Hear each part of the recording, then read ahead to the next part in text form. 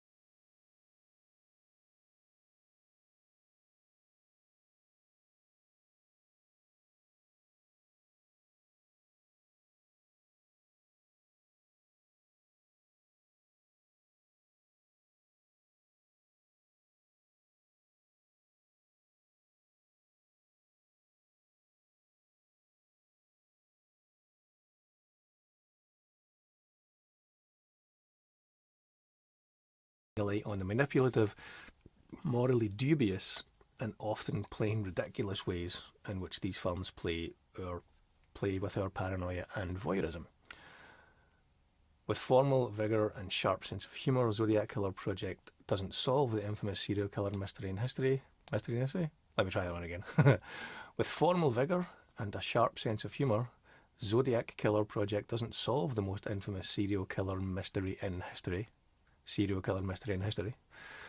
But invites us to enjoy true crime with our eyes wide open. I really, really enjoyed this one.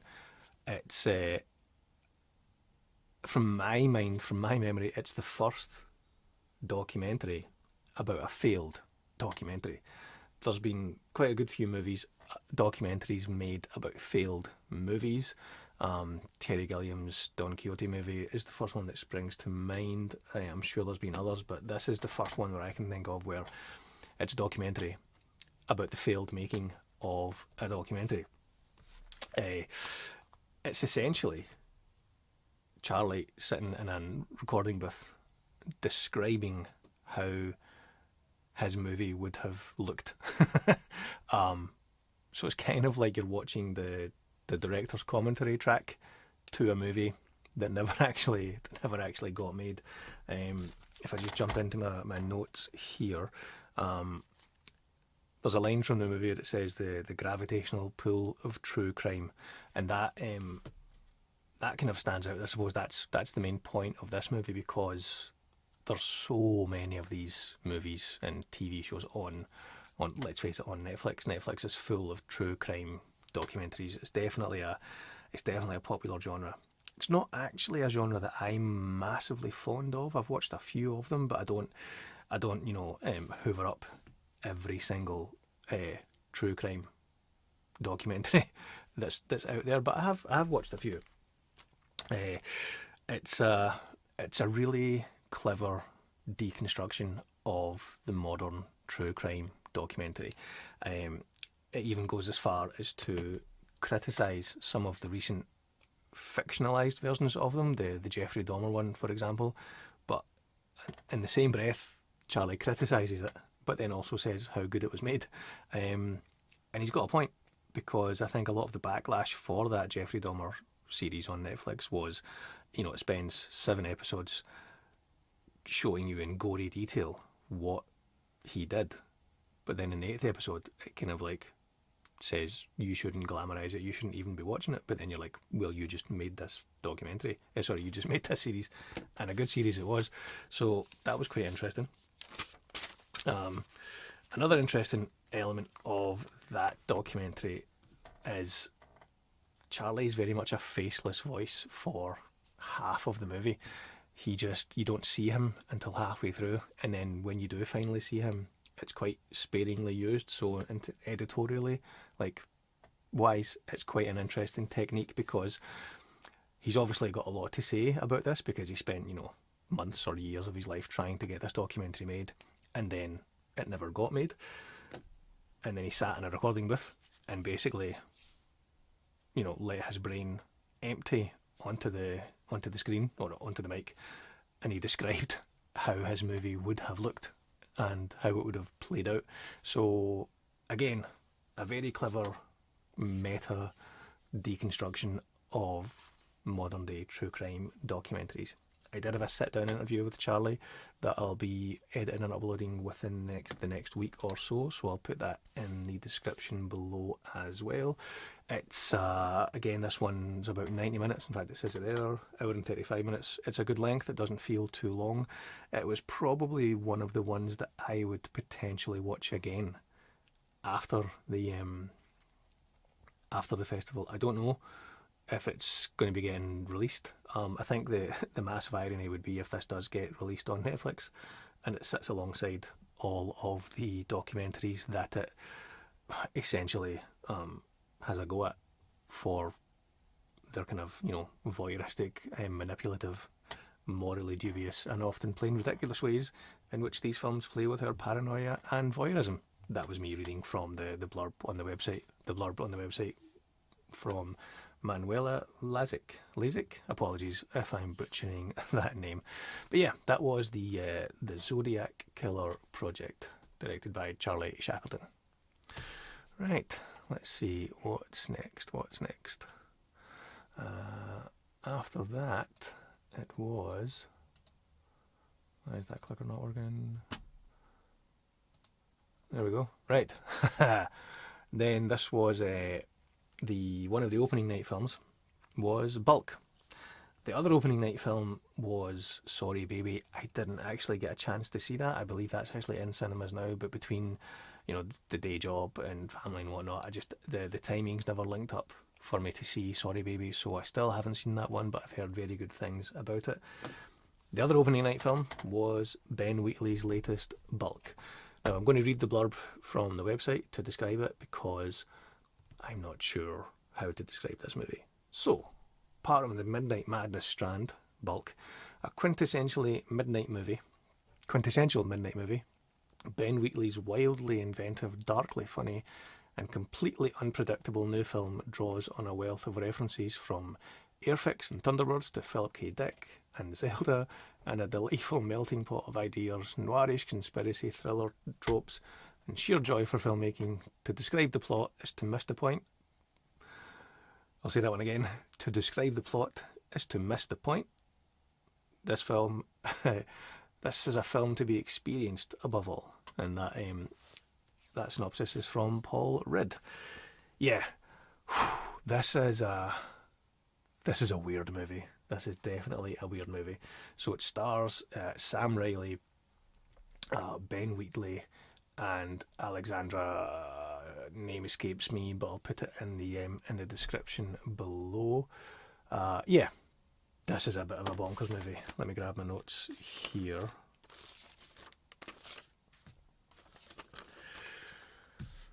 So the first thing that stands out about this movie, it's mainly in black and white, and it's also shot in a kind of a more narrow aspect ratio, like I don't know if they call it Academy ratio, like I think it might be 4:3, but it's it's not widescreen, it's kind of that. So that stands out right off the bat. The fact that it's black and white, the fact that it's a narrower aspect ratio.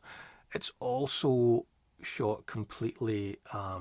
All the sound, all of the dialogue is ADR'd, is post produced, and it's not always perfectly lined up, but I think that was part of the intention, because it's made to look and feel like a trippy 60s British sci-fi Doctor Who-esque movie.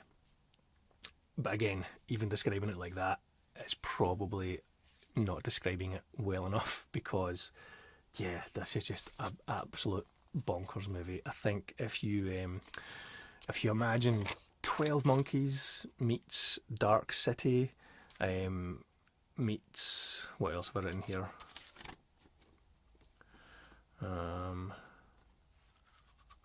Yeah, 12 Monkeys meets Dark City, meets The Matrix, meets Total Recall, meets Doctor Who from the 60s. Throw all of them together in a pot and you might be close to something like this. And throw, A Field in England, throw that in there as well. This is much closer to like to Ben Wheatley's A Field in England, as opposed to some of his more recent work like High Rise and Free Fire and The Meg 2. It's nothing like The Meg 2. I think everyone making it had a good time making it. The end credits do something that I don't think I've ever seen before, which really put a smile on my face. The lead actress, Alexandra, actually reads the credits to camera, so they're not actually, it's not text on screen, at least I don't think it is. It's the lead actress reading the credits, and as she's getting through it, she kind of, she breaks and forgets it and fluffs a line, and they all have a laugh, and then the camera pans round and you see the crew and you see Ben Wheatley there. It's that kind of, breaking the fourth wall and peering behind the madness of making a movie like this was quite endearing. However, you have just watched 90 minutes of a completely bonkers movie. Let me just jump back into my notes here and see if there's anything else that I can remember that's good to be chatting about here. Yeah, there's a couple of lines in the movie. Excuse me, can I have a wee drink?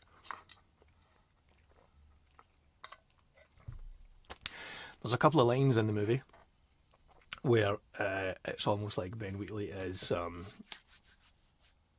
not criticising, but he's making a comment on modern movie making. One of them that literally made me laugh out loud. The characters are talking about something else, but here's the line that they say, and you tell me if you think this is a comment on modern filmmaking. 90 minutes max. Any longer is just an indulgence. Yeah, I'll read that one again. 90 minutes max. Any longer is an indulgence. I reckon that's potentially a comment on modern movies. And this movie clocks in, according to the screen here, at 1 hour and 35 minutes. So that extra 5 minutes, maybe a bit of an indulgence. But yeah, I don't really know what else to say about this movie. If you enjoyed A Field in England, and you enjoy low budget, trippy sci-fi, and film noirish detective stories, you might enjoy this. It's definitely not a mainstream movie. It's a really hard one to give a score to or even describe, as I said. But yeah, definitely bonkers. Definitely bonkers. I had a chat with Ben Wheatley and the 3 cast members, Noah, Sam and Alexandra, on the press line as well. I'll link to that in the description below. They were in good spirits. They all, and as I said, they all seem to have a blast making this movie. I think it's getting a cinema release in the UK. Let me know your thoughts if and when you see it. So that was Ben Wheatley's Bulk. Right, let's see. What else do we have? I think after that it was it Islands? Is Islands there? Islands, yes. Let's go to my notes for Islands.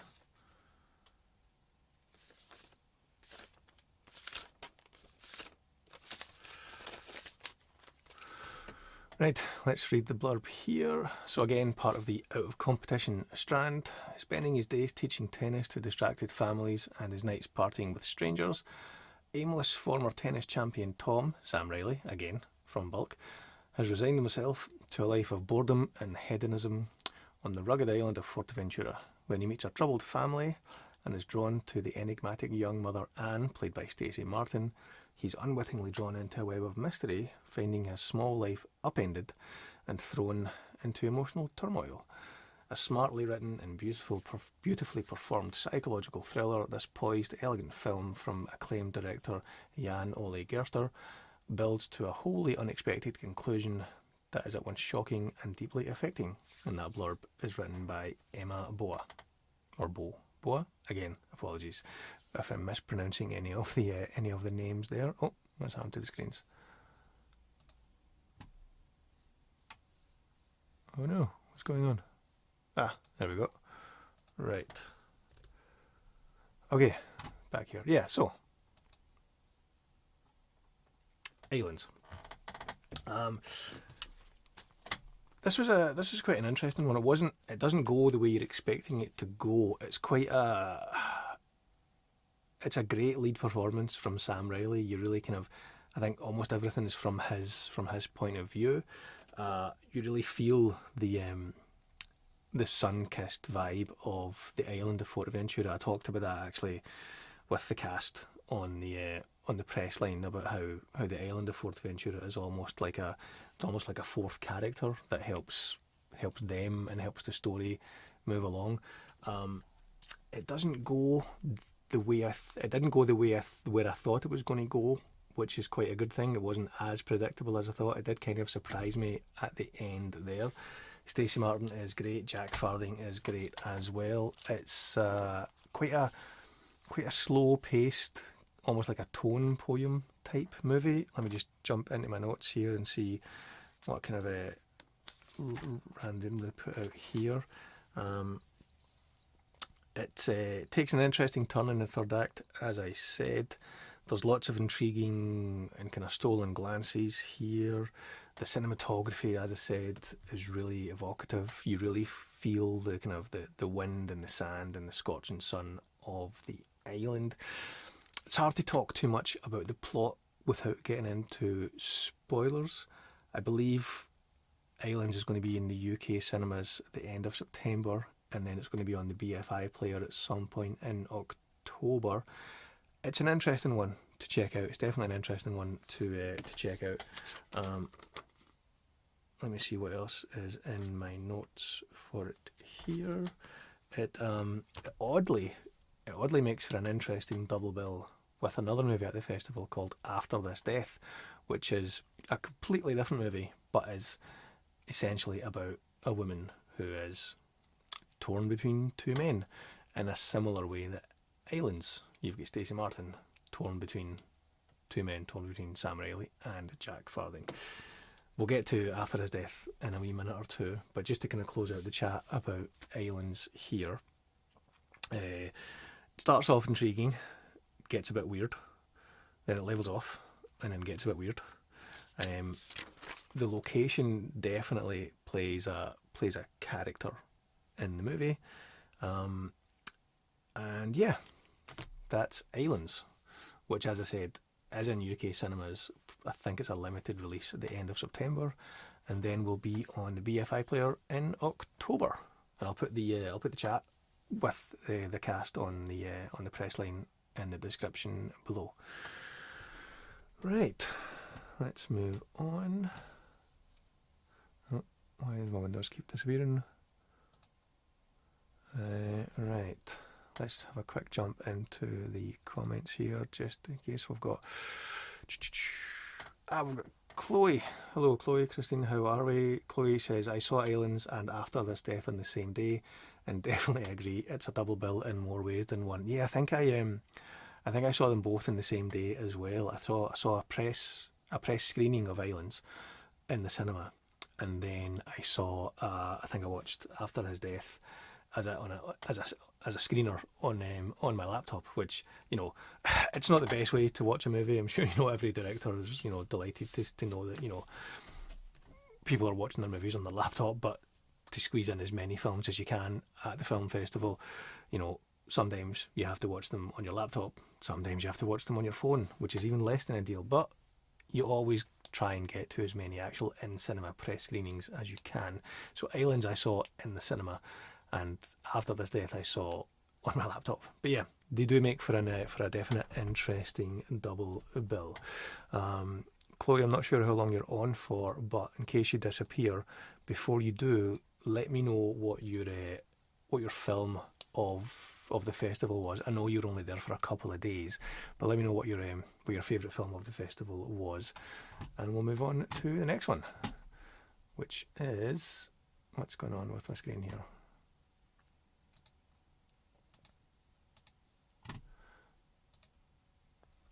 In Transit. I really enjoyed this one. So this was one of the 10, I think it's 10. This is one of the 10 in competition films. I'll read the blurb from the website here. Part of the competition features Strand, an enigmatic painter, Ellie, L, invites a young bartender to pose for her as a strange, confusing relationship develops that will change both women forever.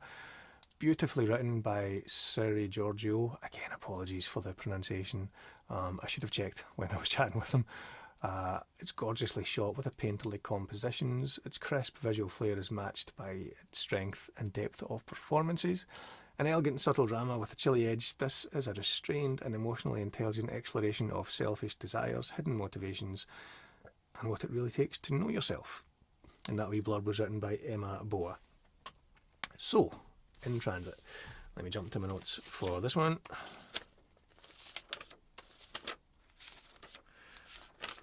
Are those notes on my phone?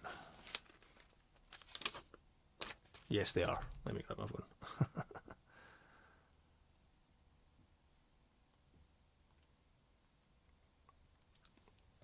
So the first thing that stood out to me with In Transit was the opening scene. Even though it's not set in Scotland, I think it's set in, you know, in, you know, the kind of Midwest, or, you know, the Pacific Northwest America somewhere. Is it actually? I'm not too sure. Anyway, it's not set in Scotland, it's set in America somewhere. But the opening scene in the bar has a Scottish theme to it, because I think it's either New Year's Eve or it's Burns Night that they're celebrating. So it was interesting to see that play at the Edinburgh Film Festival, which is completely unintentional. I actually spoke to the cast, the writer, about that on the when we had a sit down chat with the director and some of the cast and the writer, and the initial plan wasn't to open the movie like that. That was something they just kind of found in the edit. This is a really well written, really subtly, in a good way, subtly performed piece about just emotions and people's lot in life and the complacency that people end up with. It's really well shot. I love how the lead actress, her relationship with her boyfriend, they're living together, they have a relationship, but even though they're physically close, there's a clear distance between them. Whereas the relationship with Elle, with the painter that she meets and that she poses for, they've just met, but there's obviously a connection between them, and the chemistry and the attraction is there from the get go. So that was really interesting, the way that the way that's filmed and the way that's shot and the way that's composed. I'm jumping back into my notes here. There's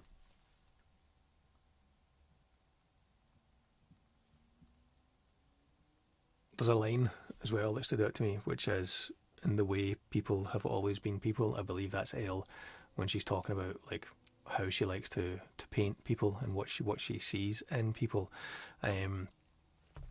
It's quite a slow paced movie. It's not overly long. I think it clocks in at under 90 minutes. Yeah, I think an hour and 25 minutes it says there. Really interesting movie. I had a really good chat with with the couple of the cast members, the writer and director. That will be uploaded in the next week or so. I'll link to that in the description as well. I'm not sure if this is going to be getting a cinema release or a digital release in the UK. If it does, I'll post about that when it does. But I really did quite enjoy this one. It wasn't what I was expecting it to be. To be honest, I kind of went into it thinking this is probably not my cup of tea, but it ended up very much being my cup of tea. So that was In Transit, directed by Jacqueline Bethany, starring Alex Saragiorgio, who's also the writer. Francois Arnaud plays her boyfriend, and Jennifer L plays the painter. Really did enjoy that one, In Transit. Right, let's see what's next. After that one, it was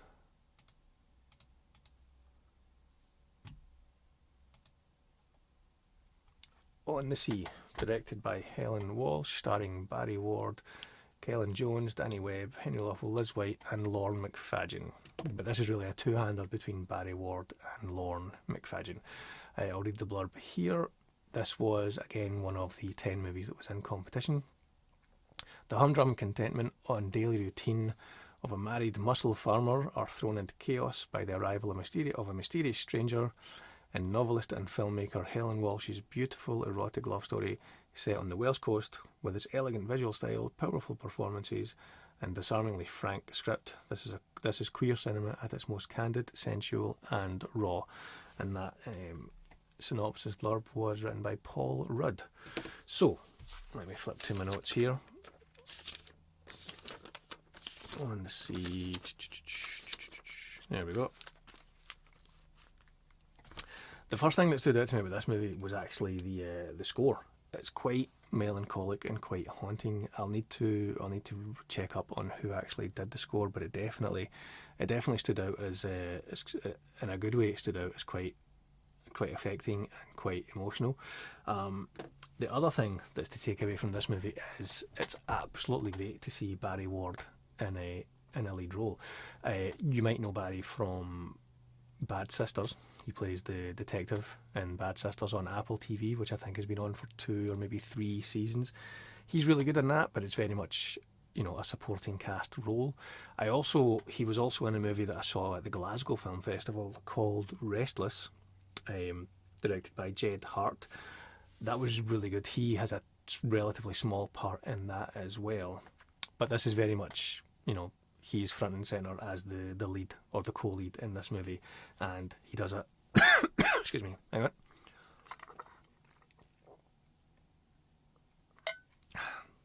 He does a great job. again, essentially, between him and Lauren McFadden, I think they carry the movie. Now, there's inevitably going to be comparisons between this and Brokeback Mountain. From what I've read online, the few reviews that I've looked at, that has been mentioned a good few times. I don't think that's an unfair comparison to make. I also think it's quite a complimentary comparison to make. Brokeback Mountain's a great movie. It's a great love story. You could say it's ahead of its time. This movie feels like a generation forward from Brokeback Mountain, I suppose, for lack of a better phrase. And it's just a really beautiful movie. Not going to go into too many spoilers about the plot. I did have a sit-down chat with Barry Ward and Lauren McFadden, which I'll link to in the description below as well once that's edited and uploaded, and had a good chat with them about, the usual stuff about the script and whatnot. They do go a wee bit spoilery in that chat, so I'll put a spoiler warning on that if and when you do decide to watch that. This was a world premiere, which is always exciting.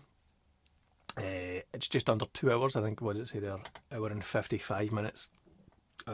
It's definitely an 18 rated movie, I would say. As you can see, there's death, dying, violence, sexual content. It's not a family movie, but it is a good movie, and it's propped up by two really great lead performances from Lauren McFadden and Barry Ward. But again, I'm going to give a shout out specifically to Barry Ward. I think he does a phenomenal job. I'm going to give a shout out to Liz White as well, who plays his wife, I believe, in the movie. I'm hoping I'm not getting the names wrong there, but that's a really difficult part to play because, without getting any spoilers, she has to deal with the inner torment that Barry's character is going through as well.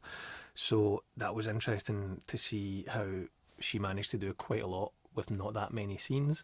But again, I would say this is definitely a star-making turn from Barry Ward, and a supporting star-making turn, if that's a phrase, from Lauren McFadden. This might not be everyone's cup of tea, but I really did enjoy this movie. Really did enjoy this. It was quite a beautiful movie, to be honest. I'm going to double check my notes here. I think I've covered everything. Other than to say it's it looked very cold, and when I was chatting to Barry and Lauren, they confirmed that indeed it was very, very cold. I'll put that chat in the description below. Yeah, On the Sea, directed by Helen Walsh. Very good, very good. Right, let's crack straight on. Let's jump back into the comments real quick. Let's see, Chloe says her number one was probably Islands for a number of reasons, but I also adored All the Devils Are Here, even though I wasn't able to see it in cinema. That's actually, we're getting a bit ahead of ourselves, but I reckon All the Devils Are Here is probably my favourite film of the festival, of the movies that I saw. I'm curious though, what was the, tell me, so you say Islands was your favourite for a number of reasons. Tell me what those number of reasons are, if you're still here. And we'll move on to the next movie, which is Odyssey. This was quite a cool movie, I have to say. With most of the movies that I saw at the festival, I didn't watch any of the trailers. I kind of read the synopsis and timetabled out all the movies that I could potentially see, and the cast and crew that I could sit down and have a chat with, and that's how I scheduled my time. So of the 45 or so movies that are playing at the festival, that's more or less how I picked them. So let's have a read of this. So part of the Midnight Madness strand, so not in competition, prone to lashing out at staff, indulging in drug-fueled binges, and wildly overselling the stability of her company, ruthless real estate agent Natasha, played by Polly Maybury, finds herself in debt to some vicious gangsters in this brutally propulsive and violent descent into hell from acclaimed UK director Gerard Johnson, who made Hyena and Muscle. Now, that's the blurb, and that blurb was written by Paul Ridd. This is probably one of the most mainstream movies at the festival. I mean that as a compliment. Let me jump into my notes for this. This is my handy little notebook that I take into the cinema with me. And as you can see, I have terrible handwriting, which is made even worse when you're sitting in a dark cinema trying to take notes. So as bad as my handwriting is, it's even worse because I wrote these in the dark. So I might not be able to read my own handwriting, but we'll try. So the opening shot for this stands out because it's quite a close-up, almost macro shot in a dentist's office. And you get to see some dental work happening, so that kind of really like, oh, that kind of jolts you, makes you stand at attention to the movie. There's a pre-title sequence where Polly's character, Natasha, is, you know, kind of bigging herself up and talking about, you know, how good it is to be an estate agent. And there's a line in the movie that is, she says, the endorphins and dopamine you get from working through a checklist. Which I actually spoke to Polly and the director, Gerard Johnson, in the chat, and he said that he said he's pretty sure that came from an actual real estate promo video, because he said that's just how some of those guys talk. So that was quite interesting to see.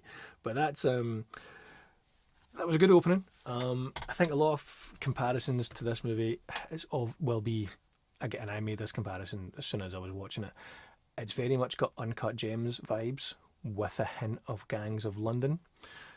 If you can, you know, marry those two together, you'll be in the ballpark of what Odyssey is. They use various different techniques throughout the movie to tell the story. It doesn't jump around in time or anything like that, but you know, the tension starts here and just slowly rises to here, and then explodes in the last 20 minutes in a sequence that I don't think anyone would have seen coming. I really enjoyed the sharp left turn that this movie took in the last 20 minutes, but it might not be everyone's cup of tea. But I enjoyed I enjoyed the sharp left turn, the sharp left turn that it took. I think it's a star-making turn from. Have I used that phrase already? I'm going to overuse that phrase. It's a great turn, a great lead performance from Polly Mayberry. I don't think I was familiar with any of her work before, but I'd be really intrigued to see, you know, what she does next, because this is very much she's the lead of this movie. There's no co-leads. There's plenty of supporting casts, but this is very much. I think she's in almost. Is she in every scene? I think she may be in every single scene. So it's a lot to put on the shoulders of one actor, and she does a phenomenal job, I thought. So that's Odyssey, directed by Gerard Johnson.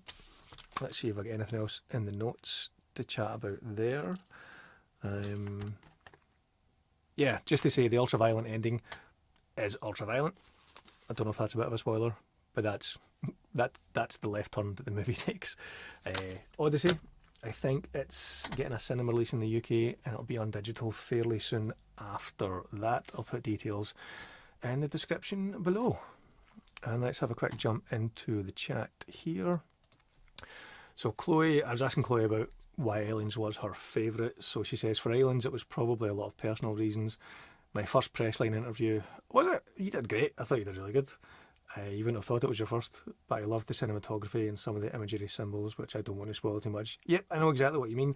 There's something about the movie, especially the cinematography, that just kind of like, you can feel the sunshine and the wind and the sand and the hills and the mountains. It's very, what's the word? Evocative. That's the word I was trying to think of when I was chatting about it 10 minutes ago. So yeah, I know exactly what you mean. And then we've got Box Office Brawler says, what's up, man? How we doing?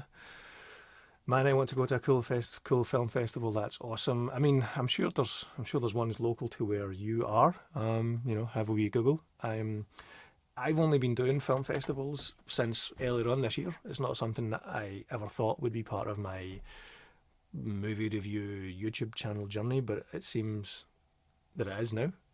Like I said, I did the Glasgow Film Festival back in February, just kind of like fairly last minute, and that went quite well. Then I did the St Andrews Film Festival in April or May, I think that was. That's a much smaller boutique film festival. And now the Edinburgh Film Festival. So first time this year at Glasgow, first time at St Andrews, and first time at Edinburgh. So I think if you're a fan of movies and you have a platform to talk about them, email them and see if you can go along. But as a film journalist, as part of the where's my press thingy? There's the press pass there. There it is. I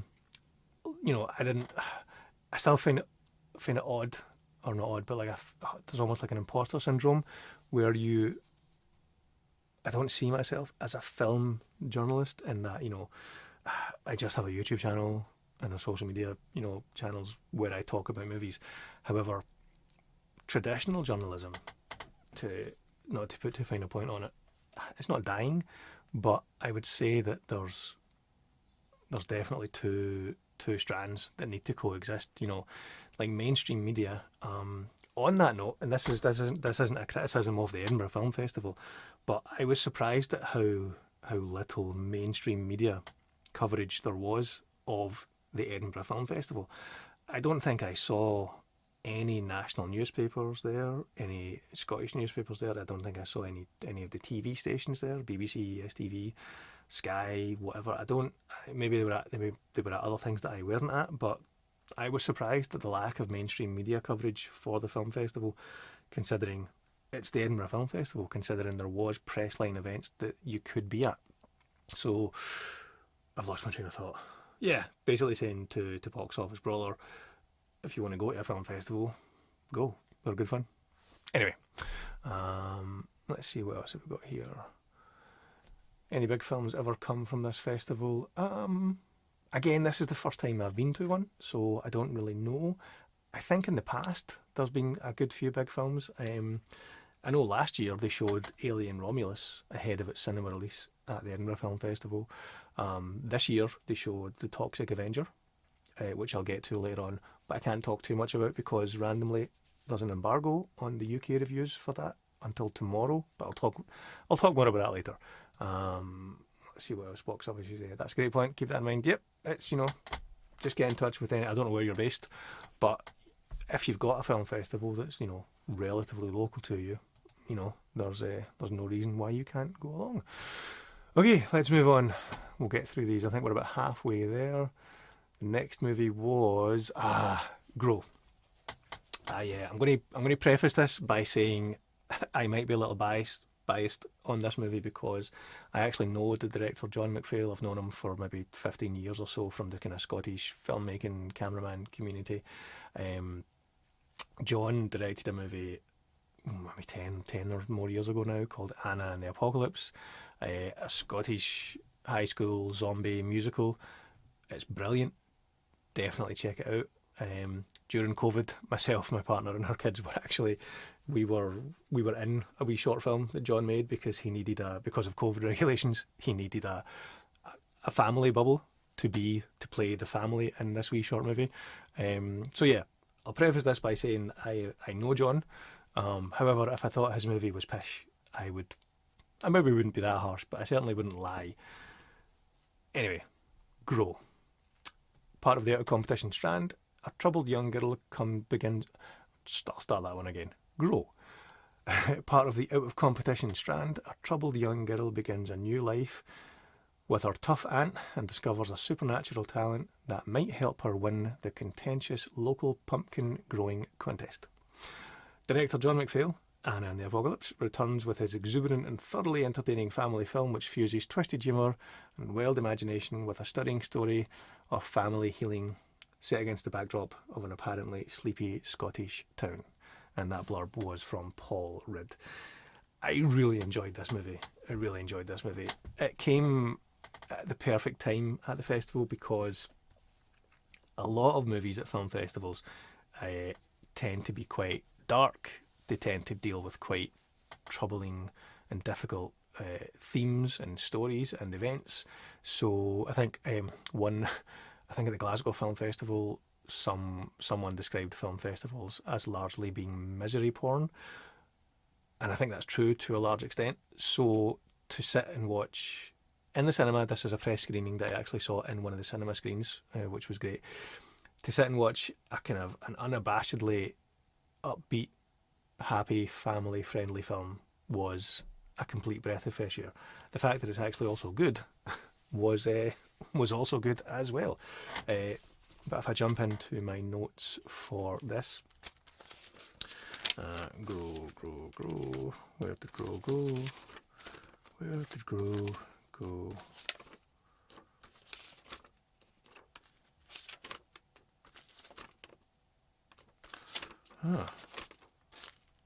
Don't know where my notes for grow have gone. Bear with me, folks. Talk amongst yourselves. Grow. There we go. Again, this is a difficult one because I can't read my own handwriting. So we'll just wing it. First of all, as I said, this is a charming movie. You've got Alan Carr in a cameo. The lead is a young girl by the name of Priya-Rose Brookwell. Apologies if I'm not pronouncing that right. Nick Frost is in there as well. Golda Rosheuvel. Again, apologies if I'm mispronouncing that. Jane Horrocks is in there. Jeremy Swift, Higgins from Ted Lasso. Joe Wilkinson, Catherine Drysdale, Sanjeev Coyle, Tim McInerney, and the new Harry Potter, Dominic McLaughlin, among others. It's a good ensemble cast, but it's the lead girl played by Priya-Rose Brookwell and her aunt played by Golda Rosheuvel are the two leads of the movie. I would say this was a world premiere. It's a Sky Cinema original, so it'll be on Sky. I think it's October 10th.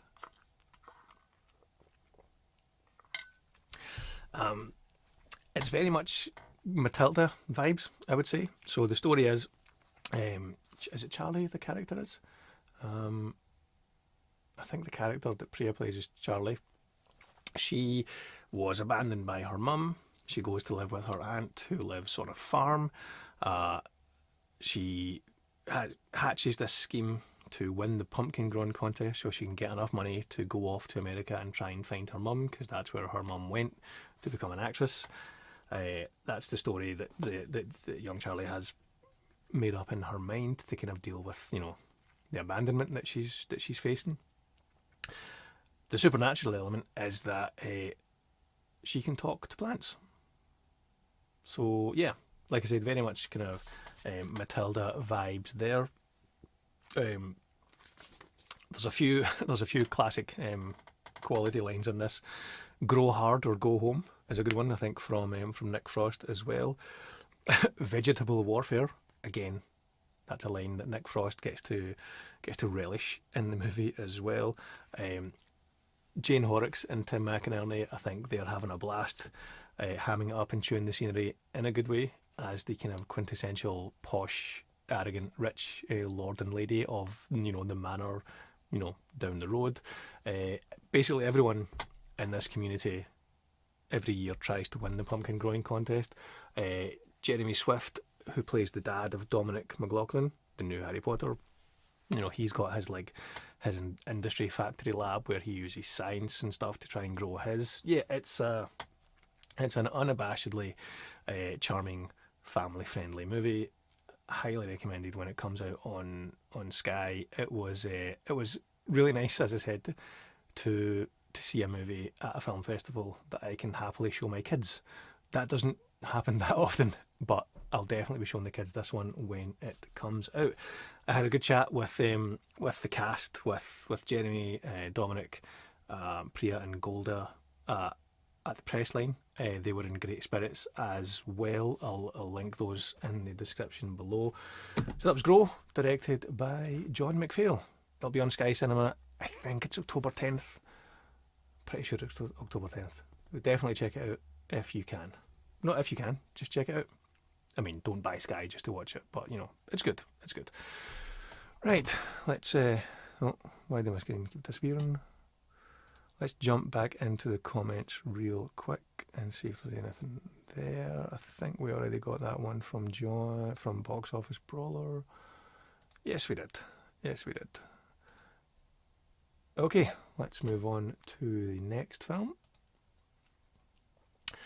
This one, I Live Here Now, directed by Julie Pacino, yes, of that Pacino family.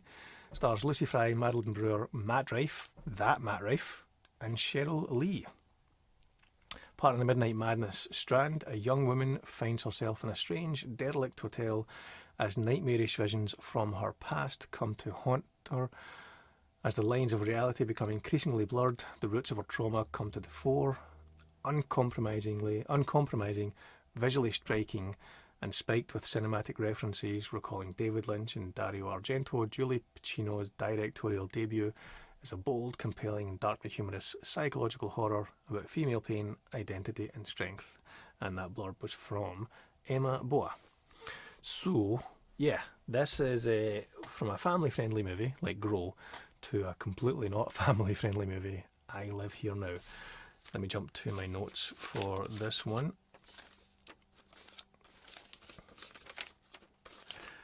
This was, here we go. Yeah, right from the off, this movie sets out its stall as to what you're going to be in for. It's a very, how to describe it without spoiling it. The opening scene is very harrowing.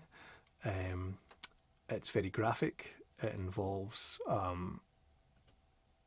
can't even say it without spoiling it. But yeah, the opening scene, very, very, very graphic and quite disturbing. And it starts there, graphic and disturbing, and then it settles into the story, and then it just continues back to be, quite graphic and disturbing. There's a the lead character plays an actress who's been called back to auditions. She's in a relationship with Matt Rife. She gets pregnant, and the family has a discussion as to how to deal with that. Plot-wise, I'm not going to say much more than that, but she ends up in this kind of weird hotel, which is kind of like, I'm trying to think of like what the movie mashup for this one would be.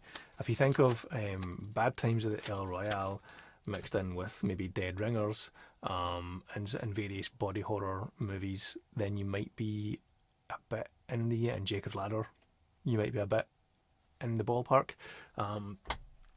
It was really interesting to see Matt Rife in a dramatic role. I don't think I've seen him in a dramatic role. He plays a kind of man-child mama's boy, and he does a really good job of that. So I don't mean that as an insult. I'm not calling him a man-child or a mama's boy, but he played that role very well. So that was really interesting to see. This movie has a lot of striking visuals in it. There's a lot of, not hidden messages, but there's a lot of subtle messaging to it. It's very, very, very graphic. Very graphic. It's a great lead performance from Lucy Fry, who I believe I actually saw in one of the Mermaid movies that's on Netflix that my youngest likes to watch. I might be misremembering that, but I'm sure when I checked on her IMDb, I was like, oh, I know that Mermaids movie, that Australian one. Madeline Brewer is in there as well. She is from, I can't remember her character's name, but she's in The Handmaid's Tale. She's the one who ends up with the eye patch. Is it Josephine? Julie? Can't remember, but you'll recognise her from The Handmaid's Tale. Cheryl Lee's in there as well. She plays, I believe, the agent of her lead character.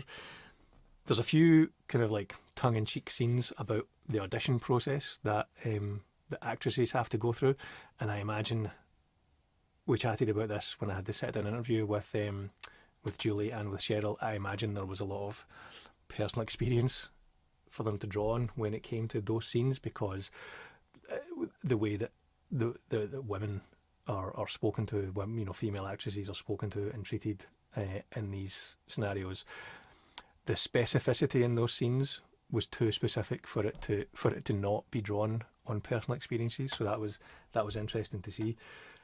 It's got such a unique visual style, this one.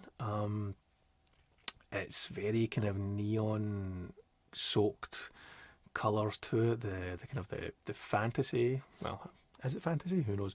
You'll know that what I mean if and when you see it. The fantasy scenes specifically, it's got such a unique visual style, and I think for a directorial debut, I think Julie Pacino has done something quite bold, quite provocative, borderline controversial. It would be interesting to see if and when this gets a cinema release, if they'll need to make any cuts to it, because yeah, very graphic. Can't really say much more about that without going into spoilers. But if you're into trippy horror movies from the female perspective, this is quite a good one. I think the way Emma described it in the blurb there, which I'm going to read out again, is quite an apt description. It's better than the rambling that I just did, so I'm going to read that again. Uncompromising, visually striking, and spiked with cinematic references, recalling David Lynch and Dario Argento, Julie Pacino's directorial debut is a bold, compelling, and darkly humorous psychological horror about female pain, identity, and strength. I would agree with everything there, apart from the darkly humorous element. I never picked up on the humour element of it, and I don't mean that as a negative. That's not a criticism of it. Maybe the humour just went over my head, but I wouldn't say darkly humorous, but everything else there, I would say, was quite apt. As I said, I had a sit-down chat with Julie and Cheryl, which once that's uploaded, I'll put in the description below.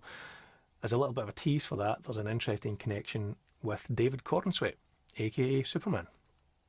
So you'll have to watch my interview with Julie Pacino to see how David Corenswet, Superman, influenced this movie.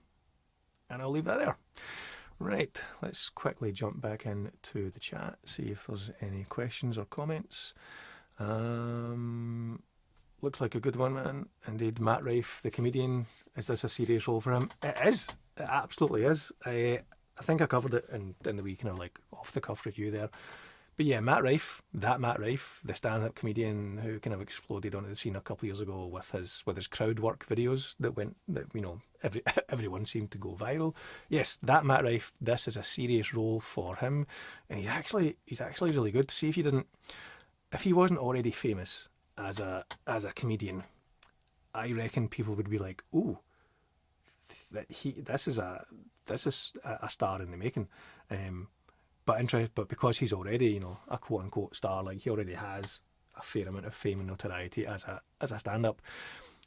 This is the first thing I've seen him in as an actor. I'm pretty sure he has done a few acting roles prior to this, but this is the first thing I've seen him in, and he was very good. Mockingbird says Janine from The Handmaid. I knew it was Jay. Yes, Madeline Brewer plays Janine in The Handmaid's Tale, the one with the eye patch. So she's in this in a supporting role.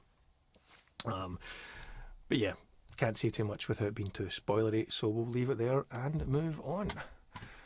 Whew, nearly there. I've only got 4 or 5 movies left, I believe. The next one is a movie called Blue Film, directed by Elliot Tuttle and starring Kieran Moore and Reed Birney. I'll read the blurb from the page here. This is one of the 10, I keep saying 10, I think it was 10. This is one of the in-competition films. Drawn by the promise of easy money and anonymous sex, queer camboy Aaron Eagle, played by Moore, is shocked to discover a personal connection with the mysterious stranger, played by Birney, who's paid for his company. Over the course of one night, the two men engage in a war of words and emotions as they wrestle with the impact of a tainted and shared past. Powered by extraordinary performances, a tight script, and an elegant visual style, this unusual thriller makes for a shocking and highly compelling cinematic experience. And that wee blurb is from Paul Ridd. So let me flip to my notes for this, for Blue Film. The much like not After This Test, much like one of the other movies that we just talked about, the opening scene for this movie really sets the tone and sets the scene for what type of movie this is going to be. Essentially, this is 90 minutes of two guys talking in a room, or in a house, because they go from living room to bedroom to kitchen to porch. But essentially, this is two guys talking in a room for 90 minutes. I don't think there's any other speaking roles. There's a few not flashbacks, but there's a few inserts of home movies. I think at the very end, like on the porch. Someone walks by, but there's no lines.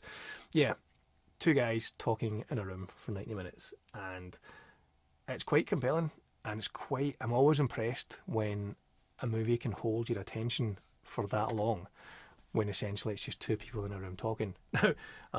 They do other things other than just talking in this movie as well, but again, the way that they hold your attention, it's a really well, the thing that stood out to me, it's a really well written script and really well performed. Both the actors, both Kieran and Reid, they're difficult roles to play, especially the role of Reid Birney. Taking on a role like this and trying to remain like a real person and not just like a caricaturish bad guy, for lack of a better phrase. It's a really fine line to walk.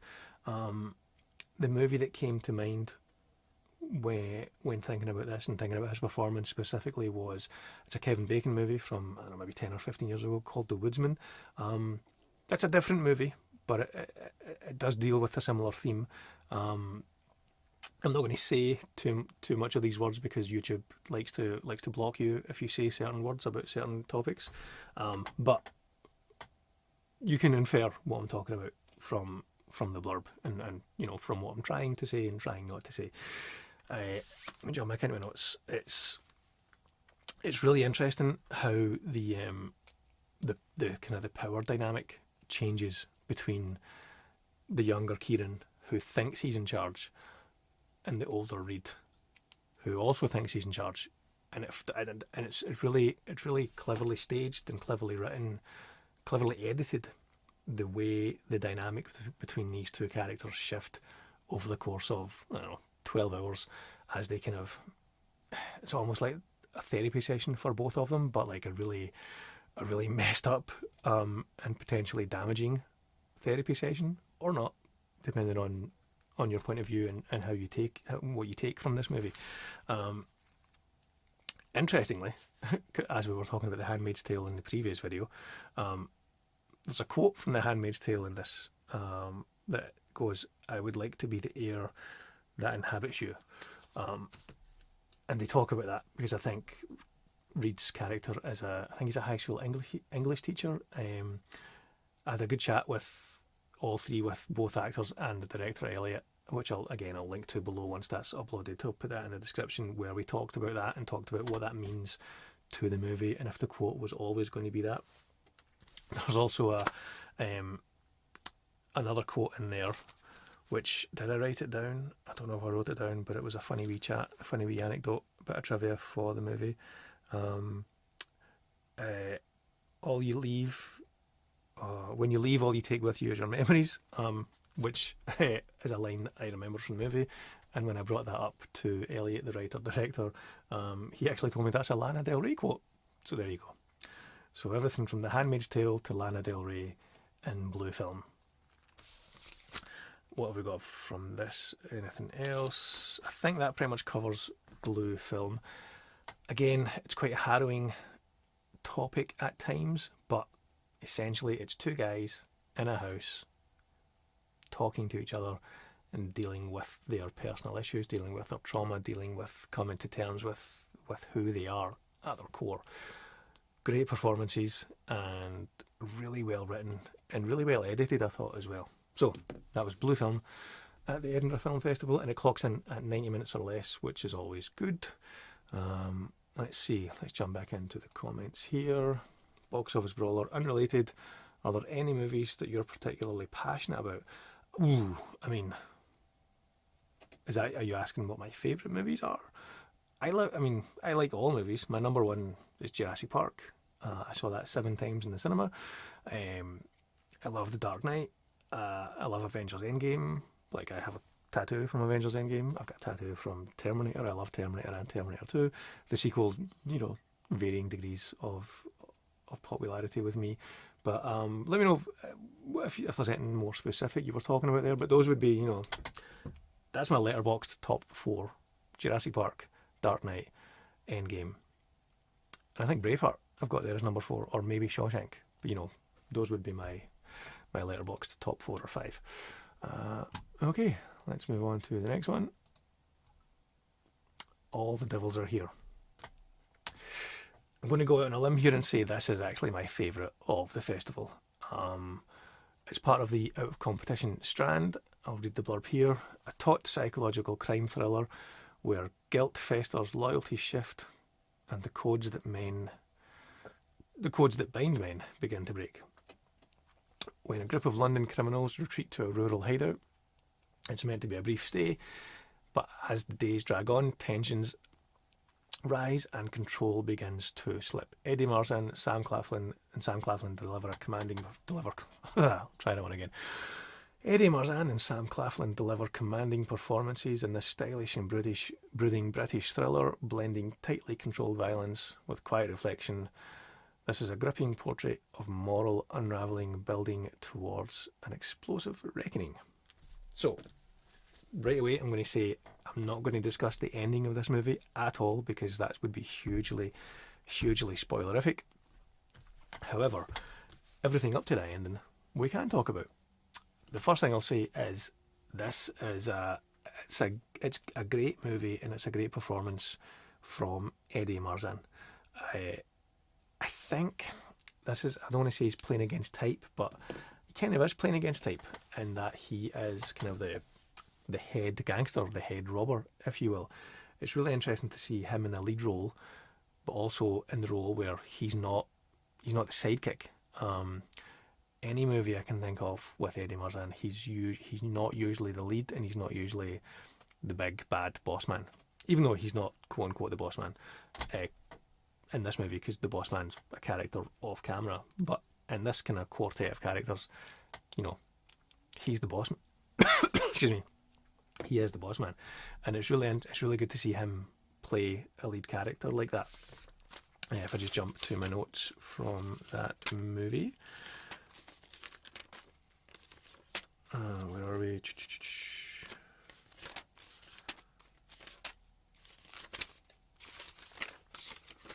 Didn't I miss it?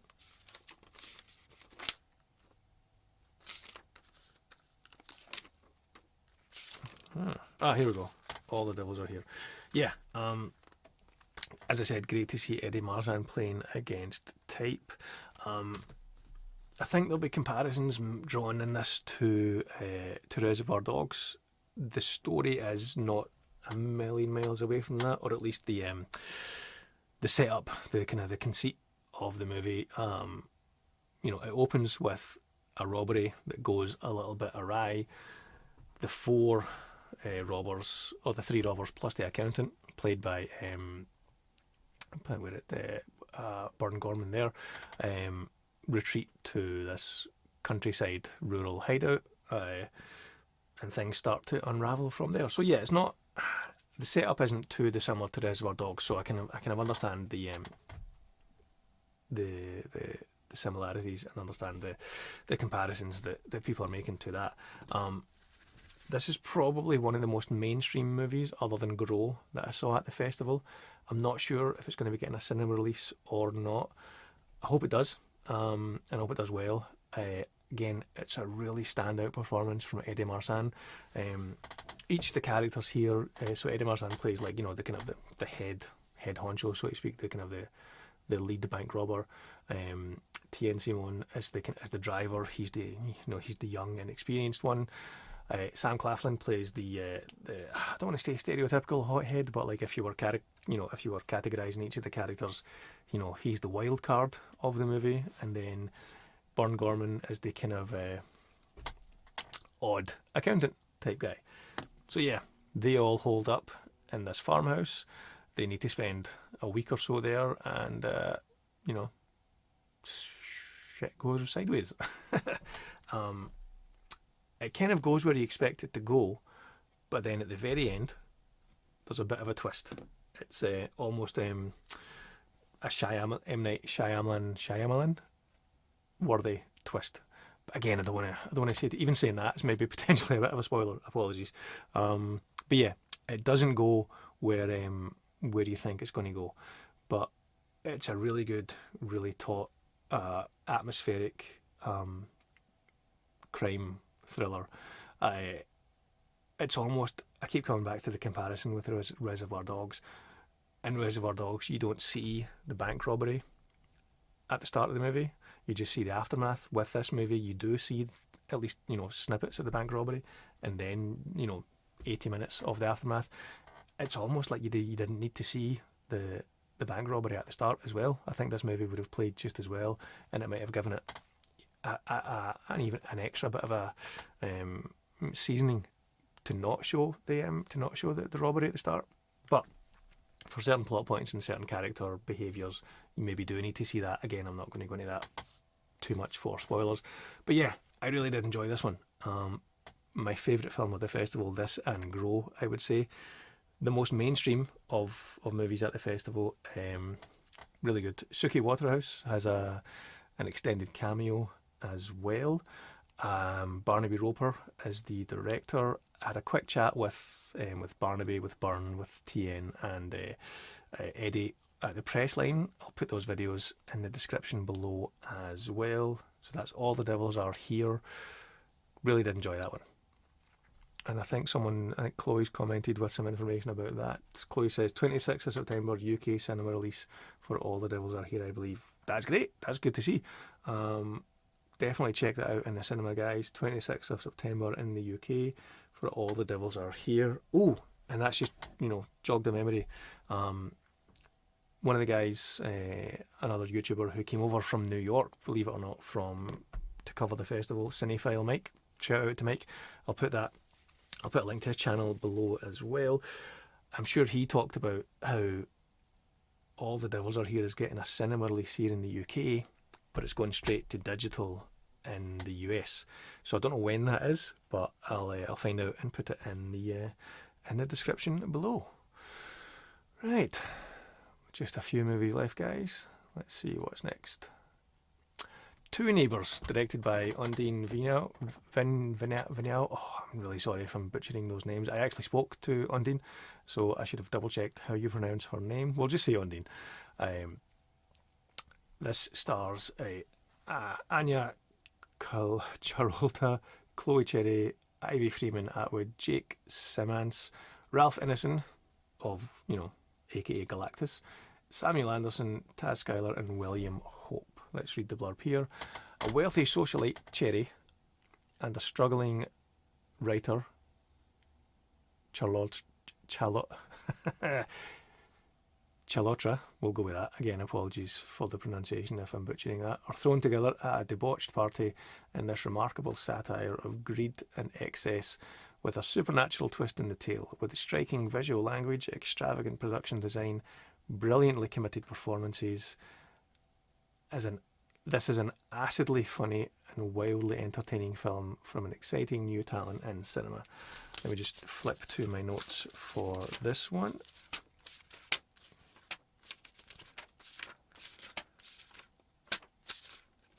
Two Neighbours. Here we go. So, right off the bat, I think for some reason in my mind I had this.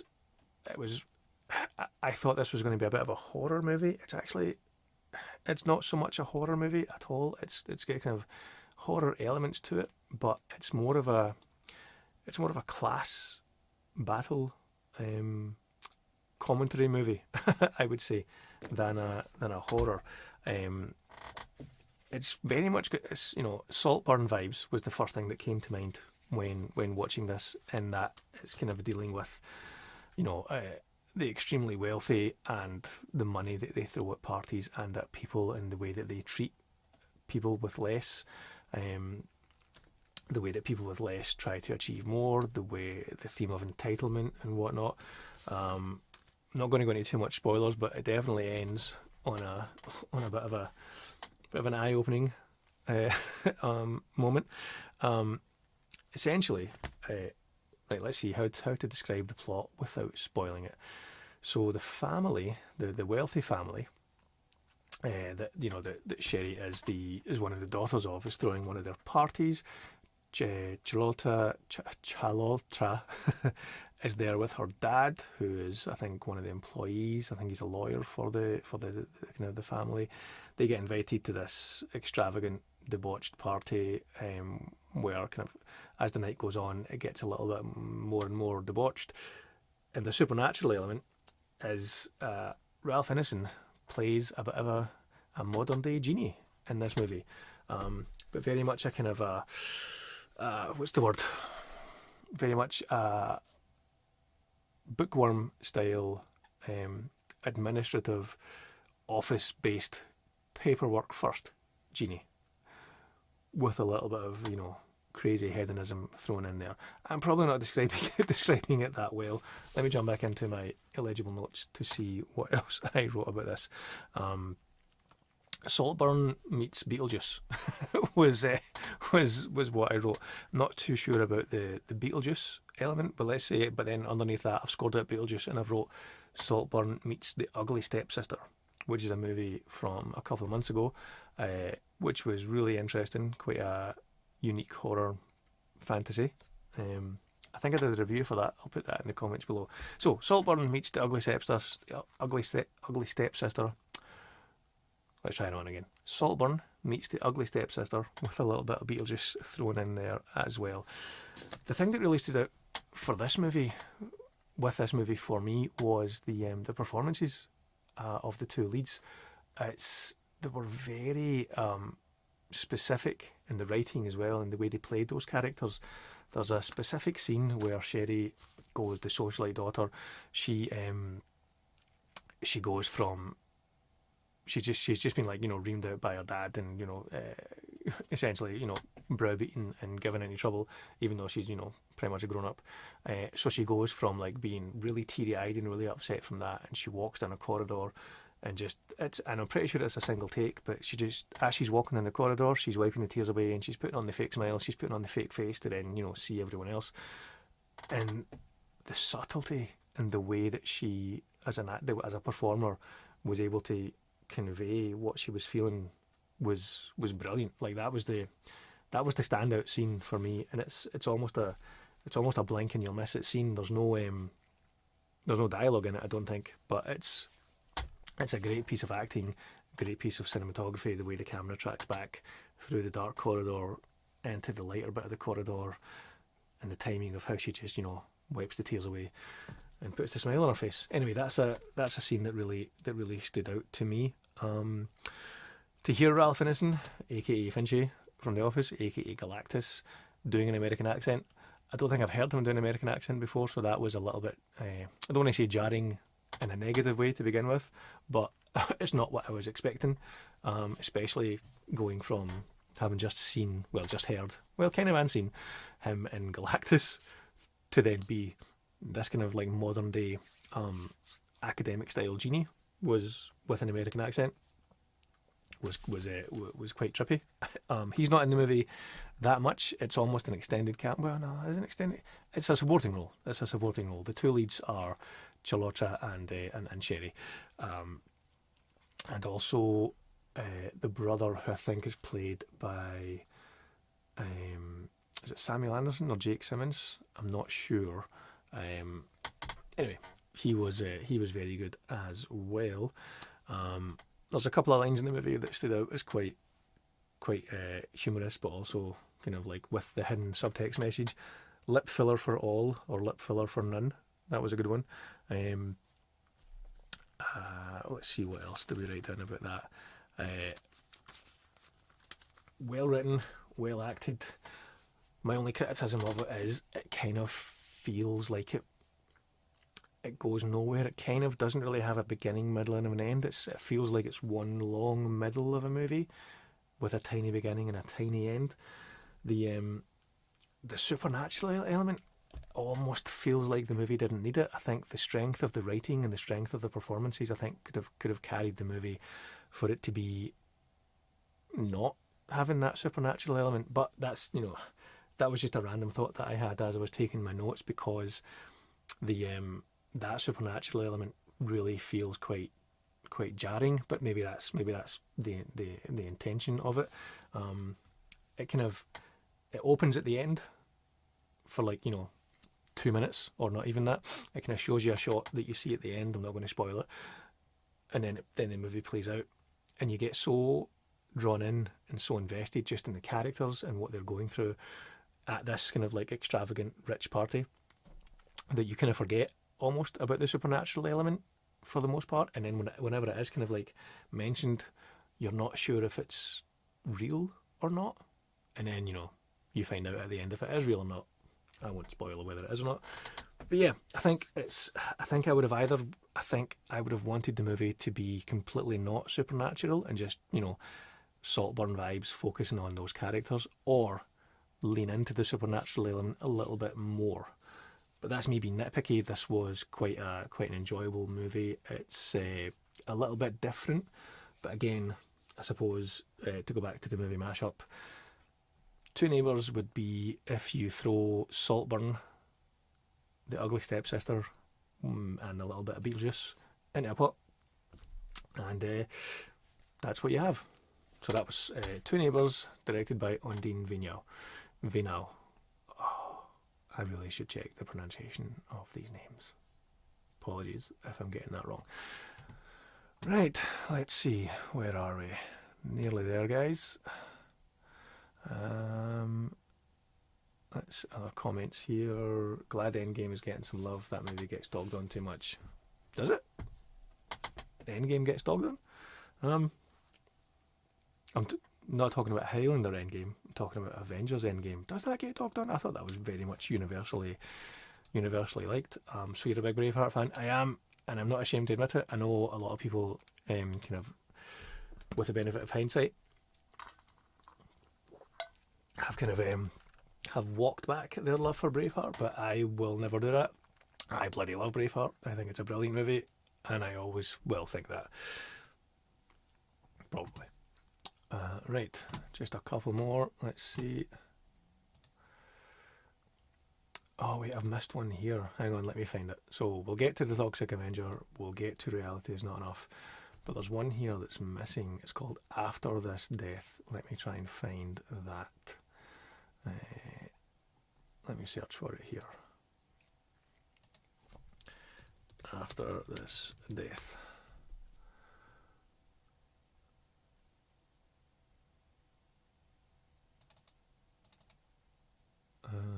For some reason it's not letting me click on it. Okay, it's not letting me click on it, but we can... oh no, wait, if I click on that, is that taking me to it? Maybe? Yes, there we go. So, After This Death, directed by Lucio Castro, starring Mia Maestro, Philip Eckninger, Rupert Friend, Gwendolyn Christie, and Lee Pace. Part of the Out of Competition strand, Isabel begins a passionate affair with Elliot, the eccentric frontman of an underground band. After a devastating personal loss and the mysterious disappearance of Elliot, she finds herself the unwilling focus of his obsessive fan base. Cryptic messages and eerie coincidences drive her deeper into a tangled mystery, stylishly filmed and emotionally layered. After This Death explores love, obsession and loss, with haunting sound design and an arresting visual style, a thrilling and erotic portrait of devotion's darkest consequences. My blurb was from Ella Novi. So let's jump into my notes for this. Yeah, this is to say it's an erotic mystery. Actually, that's probably a bit quite an apt description. It's not unsettling for the most part, but there's something about the way it's filmed that keeps you at a distance. It kind of keeps you more feeling like a voyeur, and I'm sure that's intentional. It's really Mia Maestro in the lead role. She carries the movie. Lee Pace, I don't think I've seen a performance anything like this from Lee Pace. He's very much channeling, like, I think Jim Morrison meets, I don't even know who, but as the kind of the enigmatic frontman of this band, and Rupert Friend as the husband, who's kind of just the everyday travelling businessman. There's an interesting Taken quote that's in the movie where they're driving in the car, Rupert and Mia, and Rupert does the Liam Neeson Taken quote, but Mia's character is just not into it at all. And he talks about how she used to be into that, how she used to enjoy that. That's not the word he uses. He uses, he's a bit more graphic about how she used to enjoy that. But that's a movie moment that really stood out. And I talked to the director, Lucio and Mia, about that specifically, and if that was always going to be the case. And he tells an interesting story about that. I'll put the description. I'll put the link to that in the description when the video goes live for that interview. But yeah, this was. Let me jump back into my notes. Really interestingly shot, as I said, keeping you kind of like voyeuristically at bay to a certain degree. The unsexy reality of sex scenes is something that I talked to the director and the star about, because there's a scene, without going into spoilers, where it's very seamless in the movie the way they do it, but the reality on set was that people must have been like hiding under beds and jumping up and down and rolling over to be in the right place at the right time, because it's a bedroom scene, but it's all one take, and it's really cleverly done. But all I kept thinking was when they were filming that was, or when I was watching that scene, was that must have been hilarious on set, and apparently it was quite technically complicated, but inadvertently funny as well. Mia plays a voiceover artist in this, and as the movie progresses, her inner monologue and her kind of diary entries help kind of convey and help you get into her character a little bit as well, which I thought was really interesting. And again, without spoiling it, the way it ends, the way it's framed and the way it's shot is very much a statement of fact as to where her character ends up. So that was really, really interesting. The opening shots and closing shots are always something that are interesting to me, and there's quite an interesting bookend to it, without going into spoilers about that. I'm not sure what kind of the state, what the cinema release or the digital release of this is going to be. This is less of a mainstream movie, kind of a mysterious, erotic mystery would be how I would. Mysterious erotic? No, that doesn't make sense. Mysterious mystery? Yeah. It's an odd one. It starts off odd, and then it, settles down, becomes a little bit more normalised, and then it just starts to get odd and gets even more odd. And then the way it ends, I think, might be quite divisive as to whether or not people buy into it or not. But it's definitely unlike something I've seen. So that's a good thing, I think. So that was After This Death, directed by Lucio Castro, and I'll put the interview I did with Lucio and Mia in the description below. Chloe is just jumping in to chat about this. Chloe says, I thought Lee Pace was channeling Jared Leto with the cult kind of fan base. That's actually, to be fair, that's a better metaphor analogy to make than John Morrison. Jared Leto with the cult kind of fan base, which I didn't actually know about the stories with Jared Leto and his like cultish type behaviour or accusations until very, very recently, like literally until a couple of days ago. I had no idea that was a thing. But yeah, that's probably a better descriptor about Lee Pace's character. It did get me thinking, the visual style of it, and I think the poster has the thing that he does with his hand, like that was quite cool. It kind of reminded me of the Talk to Me hand in a weird way. But there you go. So that was After This Death. Okay, let's see, we're nearly there. I think we've just got 2 movies left. We've got Reality Is Not Enough and The Toxic Avenger. Now, we'll come to The Toxic Avenger at the end. I can't actually do a review for that because, as I said, there's an embargo until tomorrow, but I'll talk about that more in a minute. Let's go to Reality Is Not Enough. So this is the documentary by Paul Singh about Scottish author Irvine Welsh. Let's read the blurb. This is the closing night film Whether discussing his writing process, experimenting with hallucinogenic drugs, or mixing music in his life as a DJ, acclaimed Scottish author and outsider icon Irvine Welsh remains a figure of fascination, and in this striking new film, director Paul Singh, Tish, Paul's Diary, I Am Cliché, pays fittingly eclectic homage with an approach that is richly detailed, playful and complex, an entirely unmissable film about a major Scottish artist.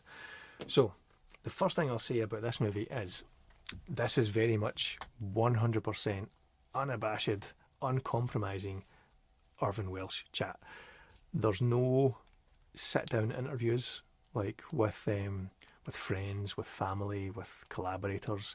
It's not your kind of your studio style talking head documentary. This is 90 minutes of a camera following Irvine Welsh around as he talks about his work, talks about his life, talks about his writing process.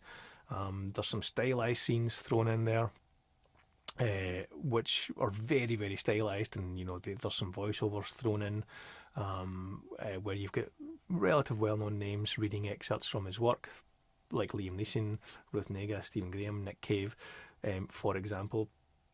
So it's a very stylized documentary, but again, I think you need to either be a fan of Irvine Welsh or you need to not have a disliking of Irvine Welsh to enjoy this, because as I said, it is just 100% 90 minutes of Irvine Welsh talking about himself. And I don't mean that it comes across arrogant or self-indulgent, but it's just, it takes you.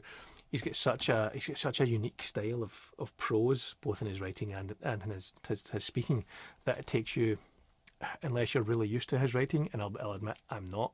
I've seen the movies. I'm not much of a book person, but it takes you 10 minutes or so to dial into to his frequency of chat, for lack of a better phrase. And then once you do, you kind of settle into it. But I did feel like it was the onslaught of just chat, but just the one voice, more or less. Other than the excerpts was a bit of a barrier to get through. But once you get through that barrier, it is enjoyable and it is interesting to see.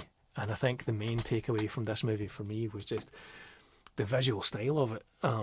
Like, there's no, I suppose it makes sense because the visual style of something like Trainspotting, but that's down to Danny Boyle mainly. But the visual style of the documentary about the writer of Trainspotting, yeah, it makes sense that it would be highly stylized and not a traditional sit-down talking head interview where person A is talking about Irvine Welsh and then Irvine is talking about Irvine Welsh and then person B is talking about Irvine.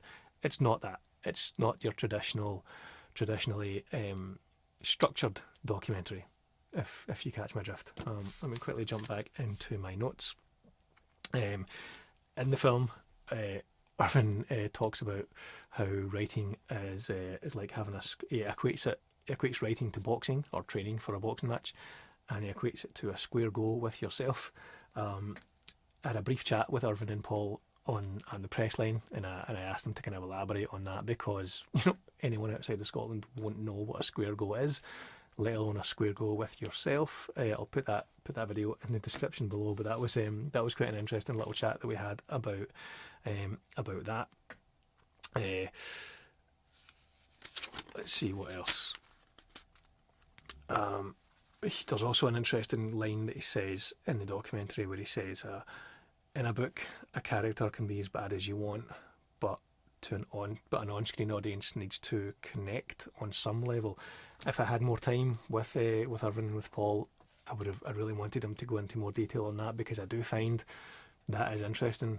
How a character is in a book versus how a character is in a movie, and someone like Irvine who's been wildly successful as a writer, the fact that he can distance himself and step back and realise what that difference means, like why a character has to be different in a movie than they are in the book. That was something that just kind of that stood out to me. However, to go back to the documentary itself, it's bookended more or less with scenes of Irvine getting legally high on DMT somewhere in the States.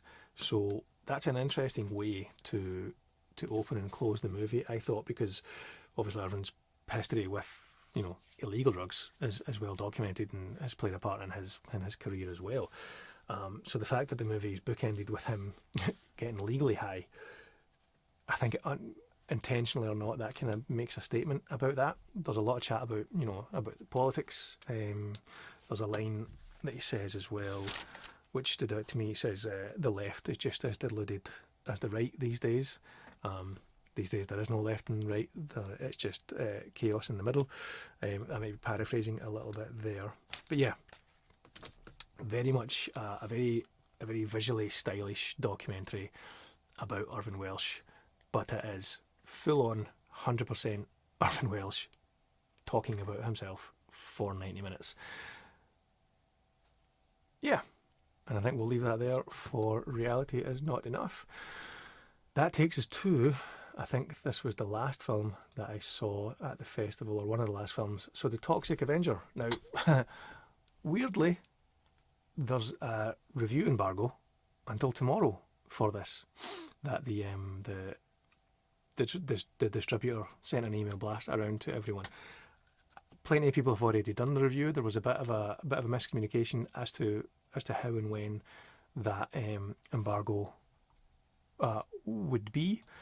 I think everyone who was on the press email list assumed the embargo would be lifted 1 hour after the end of the first public screening. I know it's playing at Fright Fest, or did play at Fright Fest a day or two ago as well. However, I'm going to be a good boy and not break that embargo, because I did, you know, sign the thing and put my name and email on it. So, for my review of The Toxic Avenger, check back to the channel tomorrow, because I'm going to, once I finish this live stream, I'm going to do the review for The Toxic Avenger and upload it tomorrow. So, as a tease for that review, we'll just read out the blurb from the EIFF website. A hapless middle-aged man is thrust into the role of brutal avenger after a disastrous encounter with chemical waste. In this inventive, hilarious reboot, director Macon Blair reimagines the cult character familiar from the grisly 80s franchise, featuring brilliant turns from Peter Dinklage, Elijah Wood and Kevin Bacon. Kevin Bacon steals the movie. Spoiler for my review. This is a staggeringly violent and darkly humorous Toxic Avenger for the 21st century. So, yeah, I'm not going to break the embargo, so I'll put my review out tomorrow for that. What I will say is, I had no, I've seen the original movie, but I don't have like a deeply personal connection to it. It's not like, you know, it wasn't a movie that I loved as a kid. It was just a movie that I seen as a kid. It was funny, it was schlocky, it was, you know, low budget gore. It was fun, but I don't have that connection to it that a lot of people have. So the fact that they were rebooting it, you know, I was relatively indifferent to it. I wasn't offended that they're rebooting this classic, but equally I wasn't, you know, super excited about it either. But yeah, because of the review embargo, I will leave that chat there and upload that tomorrow. Now, let's see what else. I think, did I miss any movies? I don't think I missed any movies. Let me just quickly scan through my wee notepad here. So we did Reality Is Not Enough. We did All the Devils Are Here. Toxic Avenger. I Live Here Now. On the Sea. Blue Film. Two Neighbours. Odyssey. In Transit. Grow.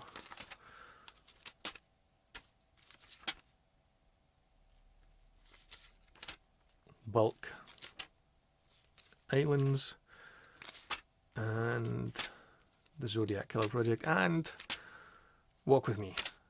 I think that was us. So those were all the movies that I saw at the Edinburgh Film Festival. Thanks again to the staff and the volunteers at the festival. Thanks to the guys at Premier Communications who were handling the press and the PR and the interviews and whatnot.